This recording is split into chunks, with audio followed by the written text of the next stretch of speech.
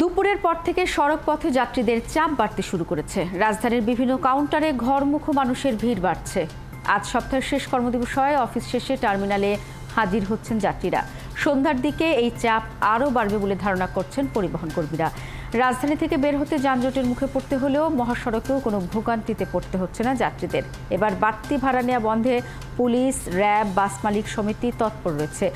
ভাড়া বেশি নেওয়া হলে ব্যবস্থা নেওয়ার কথা জানিয়েছেন তারা। বাস মালিক সমিতির নেতারা জানান, কোনো গণপরিবহনের বিরুদ্ধে অতিরিক্ত ভাড়া নেওয়ার অভিযোগ পাওয়া গেলে সরাসরি সেই পরিবহনকে ডাম্পিংয়ে পাঠানো হবে। এখানে কালোবাজারে কোনো টিকিট বিক্রি কোনো স্কোপ নাই, আর আমরা অগ্নি কোনো টিকিট বেশি না। সরকার নির্ধারিত ভাড়ার অতিরিক্ত 1 টাকাও কেউ নিতে পারবে না। আর এখন তো কোনো যাত্রী নাই, খালি গাড়ি যাচ্ছে। হয়তোবা আমরা আশা করতেছি যে বিকালবেলা কিছু যাত্রী হবে। আমরা মূলত যাত্রীদের যে কোনো ধরনের হয়রানি, টিকিট কালোবাজারি অথবা ছিনতাই বা অজ্ঞান ও মলম পার্টির যে সকল ঝামেলাগুলো রয়েছে, সেই বিপদে যাতে সম্মিলিত যাত্রীগণ যাতে না পড়েন, তার জন্য আমাদের কার্যক্রম চলমান রয়েছে। আগাম টিকিটের ঈদযাত্রায় দ্বিতীয় দিনের ট্রেনে স্বাচ্ছন্দ্যে রওনা করতে পেরেছেন ঘরমুখো মানুষ। প্রথম দিনের এলোমেলো সময়সূচি কাটিয়ে দ্বিতীয় দিনে প্রায় সব ট্রেনই কমলাপুর ছেড়েছে নির্ধারিত সময়। তেমন ভিড় না থাকায় সিট নেই বাড়ির পথে রওনা করেন যাত্রীরা। অফিস ছুটি হয়ে যাওয়ায় শুক্রবার প্রচণ্ড যাত্রী চাপ হবে বলে মনে করছে সংশ্লিষ্টরা। মনির মিল্লাতের প্রতিবেদন।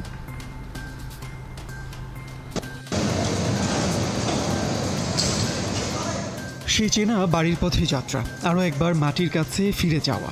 ঈদে বাড়ি ফেরার আনন্দ ছুঁয়ে গেছে 70 ঊর্ধ্ব আসিয়া বেগমকেও। কমলাপুরের প্ল্যাটফর্মে হাজারো মানুষের ভিড়ে ছেলের হাত ধরে আসিয়া বেগম ছুটে যান সিলেটগামী জয়ন্তিকা এক্সপ্রেসে। তেমন একটা ভিড় ছিল না, সহজেই নির্ধারিত বগিতে সিট খুঁজে পেয়ে আনন্দিত আসিয়া বেগম ও তার ছেলে। শান্ত, নিরিবিলি, কোনো সমস্যা নাই, ভালো লাগতেছে। জার্নিটা খুব ভালো হবে।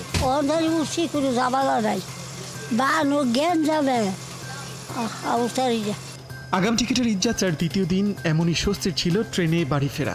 বৃহস্পতিবার পূর্বাঞ্চল ও পশ্চিমাঞ্চলের সব ট্রেন একেবারে নির্ধারিত সময়ে স্টেশন ছাড়ে। এই যে নারীর টানে আমাদের যে প্রাণের গ্রামে যাচ্ছি, এটার ফিলিংস, অনুভূতিটাই অসাধারণ। তো সবার সাথে একসাথে ঈদ করবো, এটার মজাই তো আলাদা, এই জন্যই তো যাওয়া। সময় মেনে ট্রেন চলা এদিন অনেক যাত্রীর জন্য বিপদ ডেকে আনে। ট্রেন দেরিতে ছাড়বে ধারণা করে যারা একটু আয়েশ করে স্টেশনে এসেছিল, তাদের অনেকেই ট্রেন মিস করেন। দুধ দিয়ে আসছি, তারপরেও 2 নম্বর গেট দিয়ে 2 নম্বর গেট দিয়ে ঢুকছি, তারপরেও ট্রেন ধরতে পারলাম না।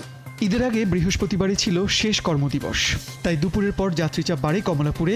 ধারণা করা হচ্ছে ট্রেনে শুক্র ও শনিবার ঘরমুখো মানুষের সর্বোচ্চ ভিড় থাকবে। সকাল থেকে এখন পর্যন্ত আমাদের যে সকল আন্দোলনগর train, local mail, commuter train ছেড়ে গেছে, এখন পর্যন্ত 25টি ট্রেন ছেড়ে গিয়েছে।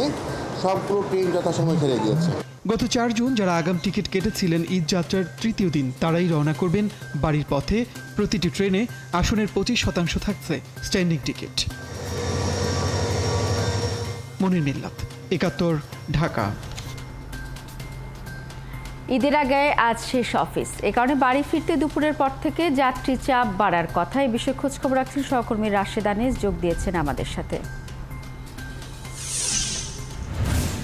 রাশেদ, ট্রেনের টিকিট তো আগেই বিক্রি হয়ে গেছে, সবাই কি নির্বিঘ্নে যেতে পারছেন? আমরা কিন্তু মনির মিল্লাতের প্রতিবেদনে দেখলাম যে সময় মতো ট্রেন ছেড়ে যাচ্ছে। আপনি কোনো অভিযোগ পেয়েছেন কিনা, আর কি দেখছেন আপনি প্ল্যাটফর্মে বসে?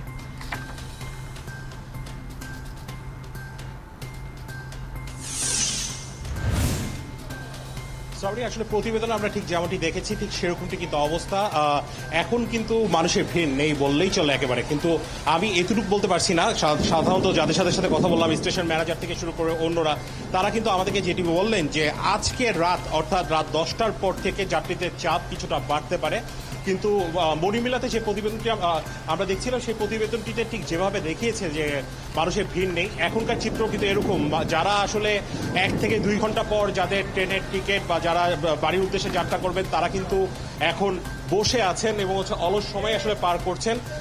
একটি তথ্য আপনাকে দিয়ে রাখি শ্রাবণী, যে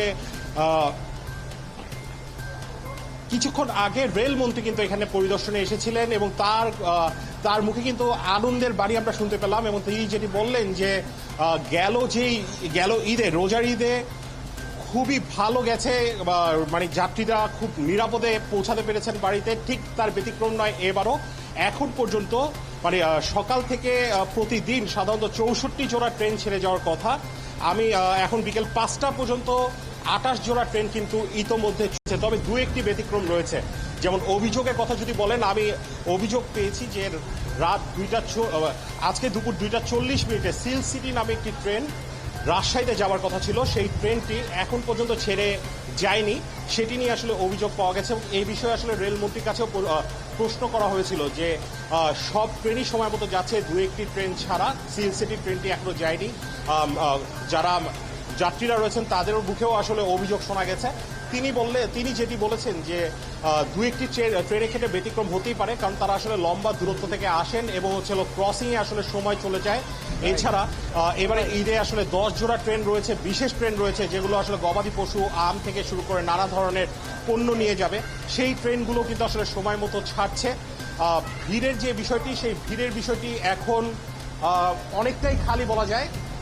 ট্রেন প্রতি ঘন্টায় ঘন্টায় আসছে, আসার পর যাত্রীরা চলে যাচ্ছেন। ধারণা করা হচ্ছে যে অফিস সময় এখন অফিস মাত্র শেষ হলো, অর্থাৎ আজকে আর ঠিক 4-5 ঘন্টা পর, অর্থাৎ রাত 10টার পর থেকে যাত্রীদের চাপ কিন্তু আসলে বাড়বে বলে মনে হচ্ছে শ্রাবন্তী, এবং সেই চাপটি কিন্তু অব্যাহত থাকবে শুক্রবার। রাশিদ আনিস, আপনি যেমনটি বলছিলেন যে আজকে তো শেষ কর্মদিবস, অনেকেই হয়তো আগামীকাল অথবা শনিবার একটু আরাম করে যেতে চান এবং মূল ভিড় কিন্তু সেদিনই হবে, যেহেতু সোমবার ঈদুল আজহার প্রথম দিন। আপনাকে অসংখ্য ধন্যবাদ রাশিদ আনিস। আজকে আপনার মাধ্যমে আমরা আজকে যে দ্বিতীয় দিনের ট্রেনের যে সময়সূচি, বাড়িতে যাওয়া, সেই বিষয়ে সবশেষ তথ্য জেনে নিলাম। 2 বছর ধরে ঈদের সময় ঢাকা বরিশাল লঞ্চের টিকিটের জন্য চিরচেনা সেই হাহাকার আর নেই। ক্যাবিনেট টিকিট মিলছে অনেকটা সহজে। এখন জ্বালানি তেলের দাম বাড়লেও বাড়েনি টিকিটের দাম। ঢাকা বরিশাল নৌপথে ঈদযাত্রার এমন খবর জানাচ্ছেন বিধান সরকার। একসময় ঈদযাত্রায় ঢাকা বরিশাল লঞ্চের ক্যাবিনেট টিকিট ছিল যেন সোনার হরিণ। একে ওকে ধরাধরি করেও মিলত না টিকিট। এখন আর সেই দিন নেই। পদ্মা সেতু চালুর পর লঞ্চের টিকিট পেতে আর যুদ্ধ করতে হয় না। ঈদের আগে ছুটির কয়েকদিন ছাড়া সহজেই পাওয়া যায় ক্যাবিনেট টিকিট। 17 তারিখ ঢাকা থেকে বরিশালে আমার রিলেটিভরা আসবে, এই জন্য আসলে টিকিট কনফার্ম করেছি, বুকিং দিয়েছি। তো সেক্ষেত্রে দেখলাম যে একদম ইজিলি পেয়েছি। গত 2 দিন আগে আসছি এবং আগামী শুক্রবারের টিকিট ঢাকা থেকে পাইছি। 13 তারিখে টিকিট খুঁজছিলাম, ওটা পাইনি, কিন্তু 14 তারিখের টিকিটটা পাইতেছি। লঞ্চের টিকিট ক্লার্করা বললেন এবার ঈদ এবং ঈদ পরবর্তী নির্দিষ্ট কয়েকটি দিনের জন্য টিকিটের চাহিদা বেশি। এই জন্য 1 সপ্তাহ আগে থেকেই ক্যাবিনেট টিকিট দিচ্ছেন তারা। 15 দিন আগে থেকে ঈদের টিকিট দিতেছি, আর এখন পর্যন্ত সবাই সুন্দরভাবে টিকিট পাইতেছে। 13 তারিখে টিকিটের ভিড় বেশি এবং অন্যান্য দিনগুলিতে জেনারেলভাবে টিকিট চাচ্ছে। 13 তারিখ এবং 14 তারিখ ছাড়া অন্য কোনো ডেটের চাহিদা নাই। আবার বরিশাল থেকে যাওয়ার জন্য 18-19 তারিখের চাহিদা। জ্বালানি তেলের দাম বাড়লেও বাসের সাথে পাল্লা দিয়ে যাত্রী ধরে রাখতে লঞ্চের ভাড়া বাড়াননি মালিকরা। তবে সরকারি পৃষ্ঠপোষকতা ছাড়া ব্যবসা টিকিয়ে রাখা কঠিন বলে জানান তারা। মোবিলের দাম বাড়ছে, ডিজেলের দাম বাড়ছে, বাট যাত্রীর সংখ্যাও আমাদের অনেক কমে গেছে। এই মুহূর্তে সরকার যদি আমাদেরকে কোনো রকম ভর্তুকি না দিয়ে আমাদেরকে এই লঞ্চের এই ব্যবসাকে ধরে রাখা আমাদের জন্য খুবই কষ্টকর হয়ে দাঁড়াবে। আমাদের পূর্বের নির্ধারিত ভাড়াই আমরা নিচ্ছি, কিন্তু সরকারি যেটা নির্ধারণ করা আছে ওইভাবেই নিতে হবে। বরিশাল নদী বন্দরের কর্মকর্তা বলছেন এবারও যাত্রীদের নিরাপদ যাত্রায় সব ধরনের ব্যবস্থা নিয়েছেন। যাত্রীদের চাহিদার উপর নির্ভর করে বাড়তি লঞ্চের ব্যবস্থা করা হবে। ঈদের হয়তো 2-3 দিন আগে থেকে স্পেশাল লঞ্চ চালু হবে এবং যেহেতু পর্যাপ্ত লঞ্চ আমাদের হাতে আছে, সেহেতু যাত্রীদের কোনো অসুবিধা ছাড়াই তারা নির্বিঘ্নে আসা যাওয়া করতে পারবে। এবারের ঈদযাত্রায় ঢাকা বরিশাল রুটে চলাচল করবে স্পেশাল সার্ভিসের 8টি লঞ্চ। বিধান সরকার, 71 বরিশাল। 17 জুন ঈদের দিন বন্ধ থাকবে মেট্রো রেল। এছাড়াও অফিস সূচির সাথে সমন্বয় করে মেট্রো রেলের শিডিউল পরিবর্তন করা হচ্ছে, এমন তথ্য জানিয়েছে মেট্রো রেল কর্তৃপক্ষ। ঈদের আগে ও পরের সময় যাত্রীদের জন্য বিশেষ কিছু নির্দেশনা জারি করেছে মেট্রো কর্তৃপক্ষ। যেমন কোরবানির পশুর চামড়া, কোরবানির ছোট পশু, কাঁচা ও রান্না করা মাংস মেট্রো রেলে নেওয়া যাবে না। অফিসের সাথে মেট্রোর সময়সূচির সমন্বয়ের জন্য এখন থেকে 196 বার যাতায়াত করবে এই রেল। এতদিন এটি 194 বার যাতায়াত করত। প্রতিটি গাড়িতে গড়ে 1700 যাত্রী যাতায়াত করে। সেই হিসেবে 3,25,000 যাত্রী মেট্রো রেলে যাতায়াত করছে।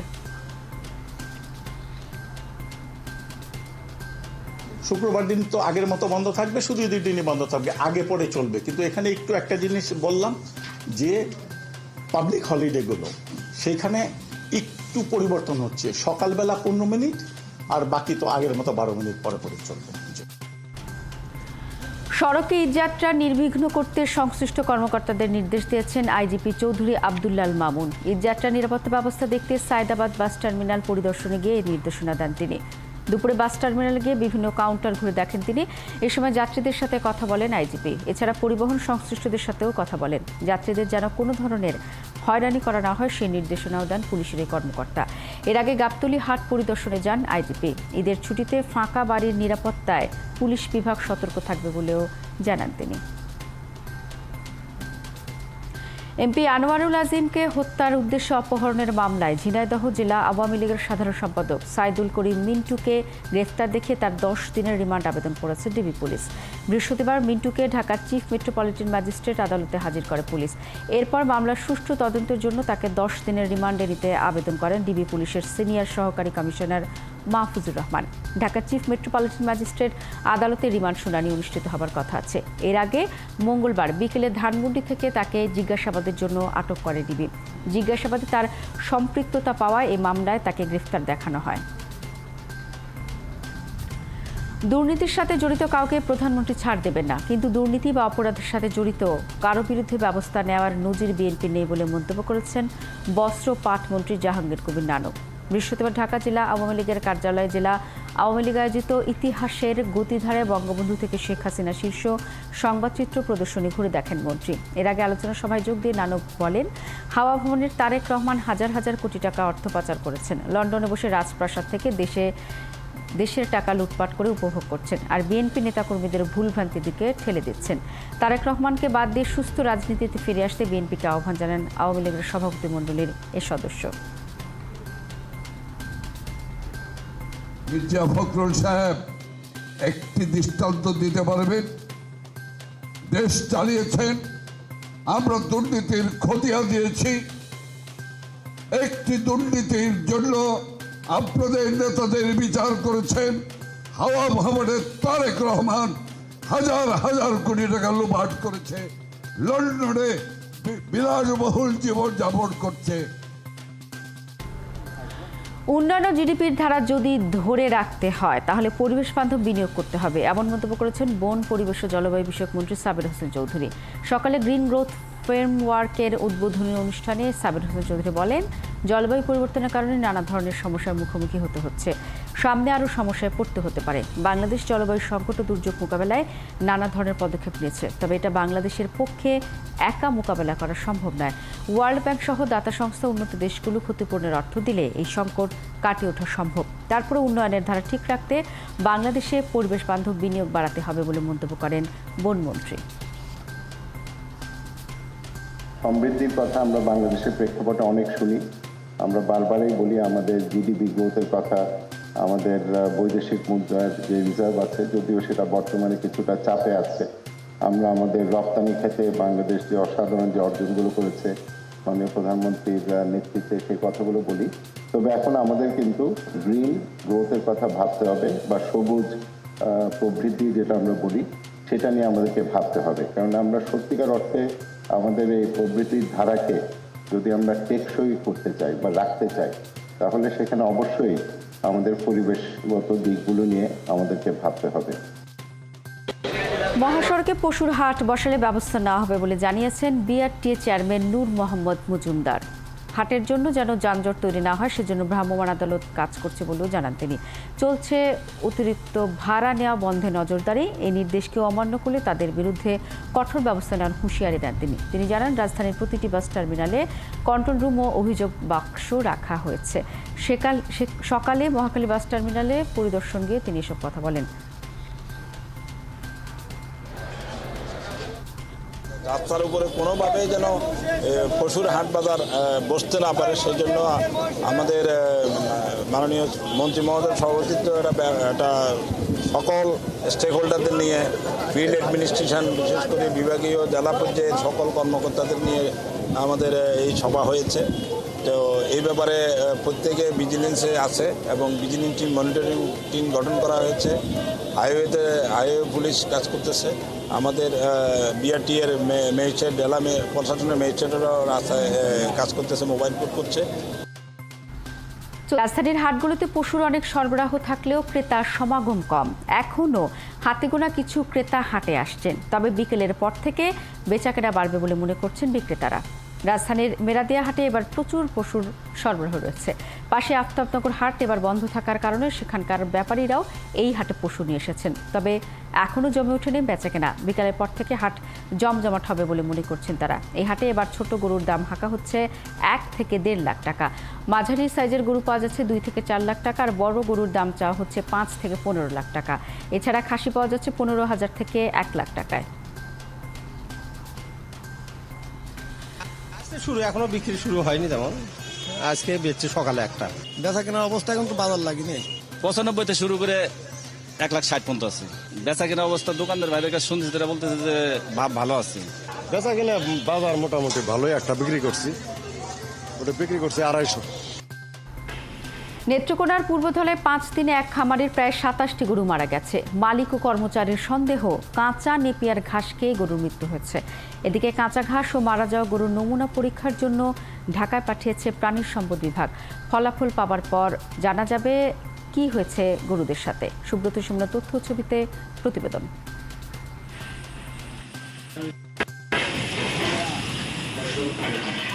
কোরবানির জন্য প্রস্তুত করা হচ্ছিল গরুগুলো, কিন্তু হঠাৎ করেই শনিবার থেকে খামারে গরু মারা যাওয়া শুরু হয়। এরপর 5 দিনে মারা গেছে 27টি। এখনো অসুস্থ রয়েছে 3টি গরু। 2020 সালে 26টি গরু দিয়ে তাওজিদ এগ্রো খামারটি চালু হয়েছিল। 4 বছরে গরুর সংখ্যা বেড়ে দাঁড়ায় 203-এ। যত্নের কমতি না থাকলেও এতগুলো গরু কেন মরে গেল জানেন না খামারের মালিক। এই পর্যন্ত মারা গেছে 27টা।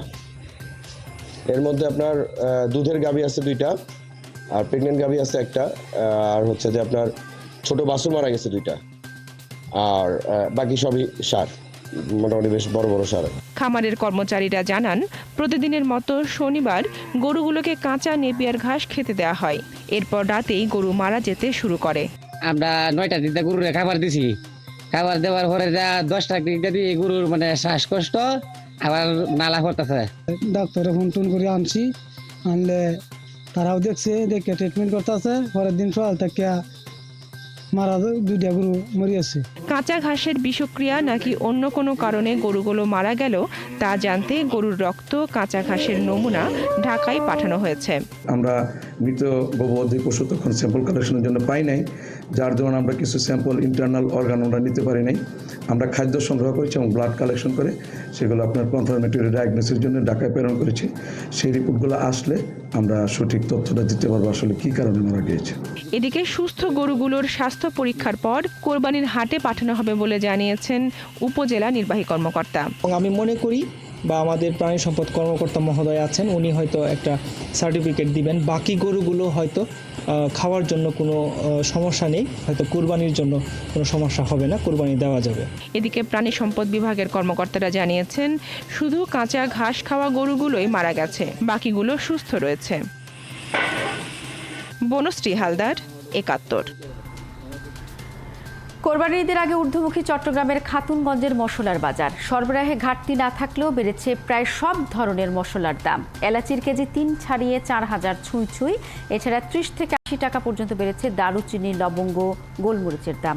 পাইকারি বাজারে ভারতীয় পেঁয়াজ 2 থেকে 3 টাকা বেড়ে বিক্রি হচ্ছে 80 থেকে 82 টাকায়। বেড়েছে চায়না আদার দামও। 230 টাকার আদা বিক্রি হচ্ছে 255 থেকে 260 টাকায়। থাইল্যান্ড এবং ইন্দোনেশিয়ান আদা বিক্রি হচ্ছে 220 টাকায়। তবে কমেছে রসুনের দাম। প্রতি কেজি রসুন বিক্রি হচ্ছে 160 থেকে 165 টাকায়। ব্যবসায়ীরা জানান, আন্তর্জাতিক বাজারে মূল্যবৃদ্ধি, এলসি জটিলতা ও ডলারের দাম বৃদ্ধির কারণে মশলার দাম বাড়ছে। আর খুচরা ব্যবসায়ীদের অভিযোগ, বেশি মুনাফার উদ্দেশ্যে পাইকারি বাজারে মশলার দাম বাড়ানো হয়েছে।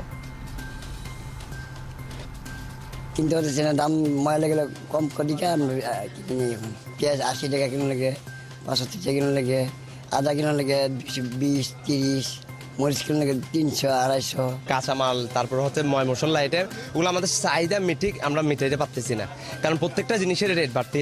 1 কেজি আদার দাম হচ্ছে কত 280 টাকা। একটা সাধারণ ব্যক্তি থেকে কি সম্ভব? পেঁয়াজের বাজার প্রতিদিন বাড়তেছে 1 টাকা, 2 টাকা, 5 টাকা।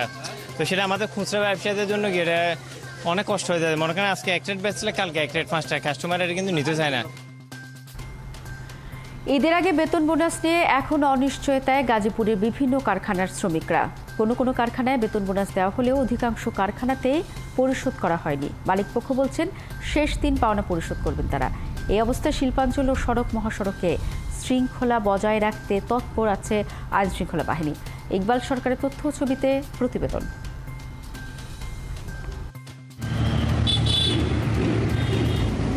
রাজধানীর উপকণ্ঠে শিল্পাঞ্চল গাজীপুর।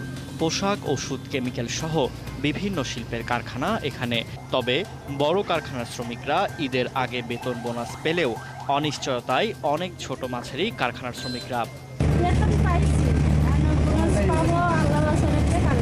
বেতনের সময় হলে দিব, আমরা ভালোভাবে যাতে বাড়িতে যেতে পারি, করতে পারি, সেই জন্য আমরা প্রস্তুত আছি। গার্মেন্টে তো আমরা এমনি ছুটি কম পাই, 2-1 দিন ছুটি বাড়ায় দিলে আমরা ভালো হয়।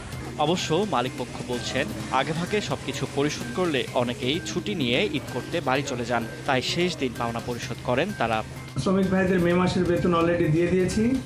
আমাদের ঈদের বোনাস আমরা চেষ্টা করবো ইনশাল্লাহ লাস্ট ওয়ার্কিং ডেতে দেওয়ার জন্য। আমাদের শ্রমিকরা সন্তুষ্ট আছে আর কোনো ধরনের কোনো সমস্যা আমরা অনুভব করি নাই। বেতন বোনাস নিয়ে অতীতে শ্রমিক অসন্তোষ হলেও এবার তেমন কিছু হবে না বলছেন বিজিএমইএ এর নেতারা। তাদের আশা ছুটির আগেই সব কারখানায় পরিশোধ হবে বেতন ভাতা। অধিকাংশ ফ্যাক্টরি চেষ্টা করছে বেতন বোনাস যাতে সঠিক সময় দেওয়া লাগে। আপনারা জানেন 15 তারিখের মধ্যে দেওয়ার একটা কথা আছে, এটা শ্রম মন্ত্রণালয় থেকে গত মাসে বলে দেওয়া হয়েছে। আমাদের যে লিস্টেড ফ্যাক্টরি সবাই বেতন বোনাস দিতেই পাবে। আলটিমেটলি এই ফ্যাক্টরিগুলো থেকে শ্রমিক ভাই বোনেরা তারা হাসি মুখে বাসায় ফিরতে পারবেন। এদিকে শিল্প পুলিশের দাবি মালিকপক্ষের বেতন ভাতা পরিশোধে সমস্যা হতে পারে এমন অন্তত 70টি কারখানা চিহ্নিত করেছেন তারা। এসব এলাকায় সতর্ক আছে পুলিশ। যদি কোনো গেস্টেড গ্রুপ কাজ করে থাকে আমরা তাদেরকে আইডেন্টিফাই করে এবং ওই প্রতিষ্ঠানকে কিন্তু আমরা জানাচ্ছি দিস আর দ্য গাইজ যে actually working behind the scene. তো তারা কিন্তু সচেতন আছে এবং আমরাও পাশাপাশি ব্যবস্থা নিচ্ছি। ছোট, মাঝারি, বড় মিলিয়ে প্রায় 6000 কারখানা আছে গাজীপুরে। এর মধ্যে মঙ্গলবার পর্যন্ত মাত্র 30 ভাগ কারখানায় বেতন ভাতা পরিশোধ হয়েছে। ফারদিন নীরব, 71। নাটোরের বড়গ্রামে বিজিএফের চাল বিতরণের তালিকা নিয়ে বাকবিতণ্ডার পর মাঝগাঁও ইউপি চেয়ারম্যানকে মারধর করেছে স্থানীয় কয়েকজন। আর এই ঘটনার প্রতিবাদে মানববন্ধন করেছেন এলাকাবাসী। মাঝগাঁও ইউনিয়ন পরিষদের চেয়ারম্যান আব্দুল্লাল আজাদ জানান, ঈদ উপলক্ষে প্রধানমন্ত্রী উপহার হিসেবে 2249 জন দুস্থ মানুষকে 10 কেজি করে বিশেষ বিজিএফের চাল দেওয়া হবে। এর মধ্যে সেই তালিকাও করা হয়েছে, কিন্তু দুপুরের সংসদ সদস্য সিদ্দিকুর রহমান পাটোয়ারের নাম করে বরাদ্দের 50% কার্ডের দাবি করে কয়েকজন ব্যক্তি, আর তাতে রাজি না হয় তার উপর হামলা চালানো হয়। এদিকে ঘটনার প্রতিবাদে বনপাড়া হাটিকুমরুল মহাসড়ক অবরোধ করে বিক্ষোভ করেন এলাকাবাসী। পরে পুলিশ এসে হামলাকারীদের আটকের আশ্বাস দিলে অবরোধ তুলে নেয় তারা।